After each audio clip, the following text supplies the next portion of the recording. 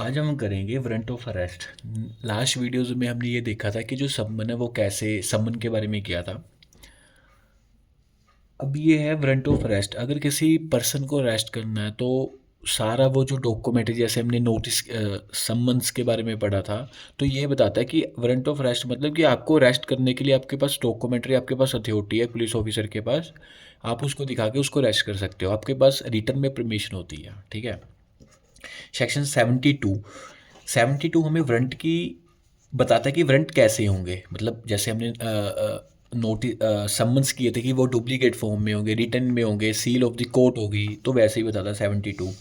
कहता है shall be every warrant of arrest issue bye a court under the Samhita shall be in writing signed by the presiding officer of such court and shall bear the seal of the court.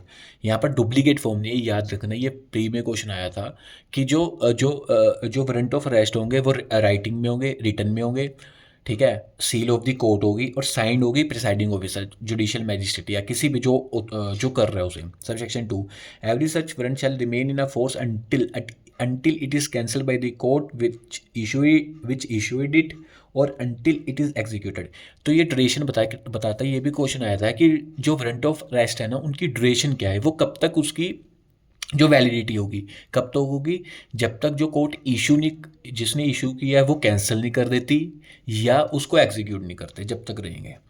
Section 73, power to direct security to be taken.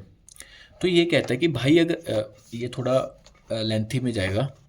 ये कहता है, पहले हम इसकी language पढ़ते हैं। कहता है subsection 1, any court issuing a warrant for the arrest of any person में in addition any court issuing a warrant for the arrest of any person may in its discretion direct by endorsement on the warrant that if such person execute a bail bond with sufficient sureties for his attendance before the court at a specified time and thereafter until otherwise directed by the court, the officer to whom the warrant is directed shall take such security and shall release such person from the custody। Subsection हमें ये क्या बताता है, ये हमें ये बताता है कि जैसे एक कोर्ट ने इशू किया अरेस्ट ऑफ वारंट, ठीक है, इशू किया, ए मैजिस्ट्रेट है, उसने बी के नाम का इशू किया अरेस्ट वारंट, ठीक है। तो जो सर्विंग ऑफिसर होगा ना, उसको कह दिया कि आप इसको अरेस्ट करके लेके आओ। तो कुछ केस में, ये केसेस मतलब जो बेलेबल हमने किए थे कि जो जिसकी पनिशमेंट 2 साल से कम है, तो जो ए है ना, जो मैजिस्ट्रेट, उसमें ये लिख देगा कि भाई अगर बी ने इतनी अमाउंट की श्योरिटी दे दी तो आप उसको अरेस्ट करके मेरे पास नहीं लेके आओगे, सिर्फ आपने उसकी जो श्योरिटी दिया है वो लेके आओगे कोर्ट में, और ये बता के आओगे आपने इस डेट को, इस दिन, इस टाइम पे कोर्ट में अपीयर होना। ठीक है। कंडीशन लिख दी कि अगर आपने ये दे दिया तो आपको अरेस्ट नहीं करेंगे। अगर कंडीशन नहीं है तो वो एज एज इट इज़ जो भी है उस पर लिखा हुआ उसको एग्जीक्यूट करा के उसको लेके आएंगे, कोर्ट के सामने पेश करेंगे। अगर वो उस पर लिखा हुआ है, अगर वो नहीं दे सकता, तो उन केसेस में भी आप उसको अरेस्ट करके एक बार लेके आओगे कोर्ट में। ठीक है। कि भाई आपने ये जो है, अगर तो आप अरेस्ट होके मतलब कोर्ट के सामने चलो, या आप उसको जो आपके पास सिक्योरिटी लिखी हुई है इसमें, तो आप उसको एग्जीक्यूट करा दो। ये था हमारा सबसेक्शन 1। सबसेक्शन 2 क्या कहता है, the endorsement shall state the number of the surety. जो अभी यहाँ पर मैजिस्ट्रेट की ड्यूटी है कि भाई आपने लिख तो दिया कि ये आपने ये भी लिखना है कितनी मतलब कितनी श्योरिटी होनी चाहिए, 1 या 2, जो भी जितने भी हैं। The amount in which they and the person for whose arrest the warrant is issue are to be respectively bound. नहीं, the amount in which they and the person. तो आप अमाउंट भी लिखोगे, कितने अमाउंट की श्योरिटी होनी चाहिए, और ये कितना कौन बाउंड होगा अगर ये बंदा भाग जाता है, या कौन पे करेगा, आपको लिखना पड़ेगा।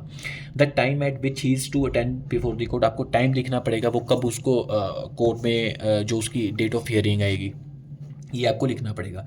सबसेक्शन 3 कहता है when ever security is taken under this Samhita under this section the officer to whom the warrant is directed shall forward the bond to the court। ये वही बात बता रहा है कि भाई आप जिस ऑफिसर ने उसको सर्व करवाया है एंडोर्समेंट, या उसके बाद जो श्योरिटी है, वो सारा कुछ एज इट इज कोर्ट में सबमिट करवाएगा। ये था हमारा सेक्शन 73। अब आ गया 74, वारंट टू होम डायरेक्टेड। मतलब जो वारंट है ना, वो किसको किसको देंगे हम। ठीक है। जैसे हमने संबंध पढ़ा था कि किसी भी पुलिस ऑफिसर को या कोई भी बंदा जो है, एज पर जो स्टेट गवर्नमेंट ने रूल बनाया, तो ये कहता है सबसेक्शन 1 कहता है a warrant of arrest shall a warrant of arrest shall ordinarily be directed to one or more police officers. ठीक है, जो मतलब नॉर्मली क्या होता है, एक या एक से ज़्यादा पुलिस ऑफिसर को कहते हैं आप इसको एग्जीक्यूट कराओ। But the court issuing such a warrant में if it immediate execution is necessary and no police officer is immediately available, direct it to any other person or person, any such person and such person or person shall execute the same।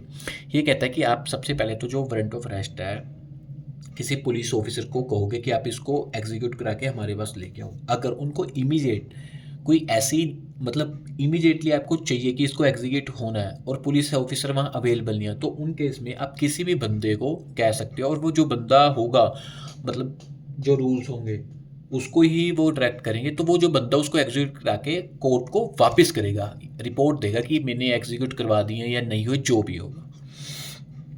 ठीक है, subsection 2 कहता when a warrant is directed to a more officer or a person than one it may be executed by all or by any one of or more of them. अगर एक से ज़्यादा police officer को कह दिया कि आप इसको एग्जीक्यूट कराओ, तो वो सारे पुलिस ऑफिसर या एक है जो एग्जीक्यूट करवाएगा, जैसे भी उनकी ड्यूटी है कि आप एग्जीक्यूट करा के लेके आओ। आगे आगे section 75 warrant may be directed to any person. यहाँ पर आगे कि आप डायरेक्ट किसी भी पर्सन को कर सकते हो, जैसे हमने ऊपर पढ़ा था। कहता है the chief judicial magistrate or a magistrate of the first class, तो है या सीजीएम या magistrate of the first class. CGM मतलब पहले जुडिशियल मैजिस्ट्रेट आता है, फिर सीजीएम जो उनकी प्रमोशन होती है सीजीएम, फिर उसके बाद सेशन जज जाते हैं। ठीक है, जेएमआईसी फिर सीजीएम, सीजीएम से जेएमआईसी से बड़ा CGM may direct a warrant to any person within his local jurisdiction for the arrest of any escaped, convict, proclaimed offender or any person who is accused of a non-bailable offence and is evading arrest। ये pre में question आया था कि भाई जो CGM है ना या जेएमआईसी, वो वारंट इशू कर सकते हैं किसके लिए, जो पीओ बनता है, प्रोक्लेम्ड ऑफेंडर है जो भागा हुआ है, या एस्केप कन्विक्ट है जो जिसको कन्विक्शन हुई पड़ी है वो भागा हुआ है, या कोई भी बंदा जिस बंदे ने नॉन बेलेबल ऑफेंस किया है, ठीक है, एंड वो अरेस्ट को छुपा रहा है और भाग रहा है पुलिस की कस्टडी से, उसके लिए वो कर सकते हैं।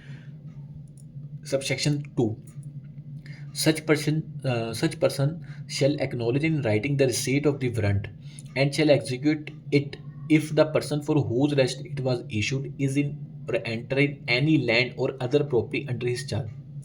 मतलब वो अगर जिसने एग्जीक्यूट कराना है वो किसी भी लैंड में किसी भी कहीं भी एंटर करके उस वारंट को एग्जीक्यूट करवा सकता है। Subsection 3 when the person against whom such warrant is issued is arrested, जिसके खिलाफ वो वारंट इशू हुआ था वो उसको अरेस्ट कर लिया, he shall be made over with the warrant to the nearest police officer who shall cause him to be taken before a magistrate having jurisdiction in the case unless security is taken under section 73।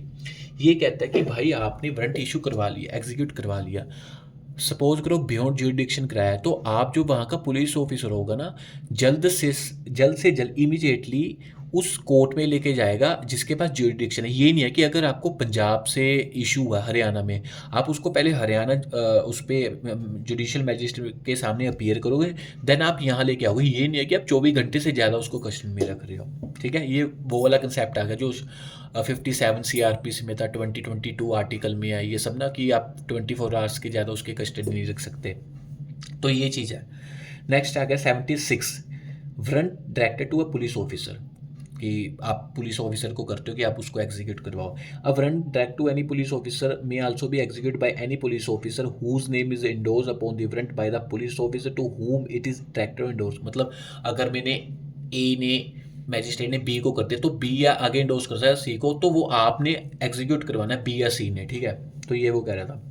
Notification of substance of warrant, the police officer or other person executing warrant of arrest shall notify the substance thereof to the person to be arrested and if so required shall show him the warrant।